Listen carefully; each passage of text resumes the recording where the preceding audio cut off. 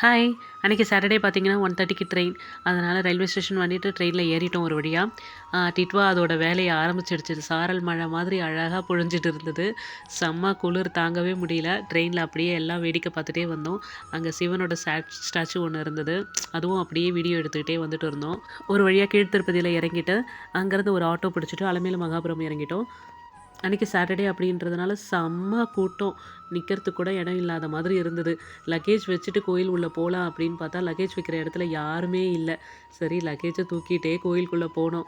ரூ. 50 டிக்கெட்குள்ளே தான் போனோம். அதுக்கே 2 ஹவர்ஸ் கிட்ட ஆயிடுச்சு. நாங்கள் 5:00 தான் இறங்குனோம். 7 கிட்ட ஆயிடுச்சு. 7, 8 ஆயிடுச்சு நாங்கள் வெளியே வரும்போது. மழை பார்த்தீங்கன்னா, சாரல் மழை மாரி பெஞ்சிட்டே தான் இருந்தது. அன்றைக்கி அந்த அலமேலு அம்மாவை பார்த்ததோடு மட்டும் இல்லாமல், நைட்டு வந்து கோயில் உள்ளேயே வந்து உற்சவர் புறப்பாடு மாதிரி பண்ணிட்டு இருந்தாங்க. அதுவுமே சாமியை பார்க்க முடிஞ்சுது. அப்புறம் பிரசாதம், குங்கும பிரசாதம் கொடுத்துருந்தாங்க. அப்புறம் அன்றைக்கி பார்த்திங்கன்னா தயிர் சாதம் பிரசாதமாக கொடுத்துருந்தாங்க. சாப்பிட்டுட்டு வெளியே வந்துட்டோம். வெளியே வரும்போது நிறைய கடைங்கள்லாம் இருந்தது. எதை வாங்குறது எதை விடுறது அப்படின்ற மாதிரி இருந்தது. பார்க்குறதுக்கே அவ்வளோ ஆசையாக இருந்தது.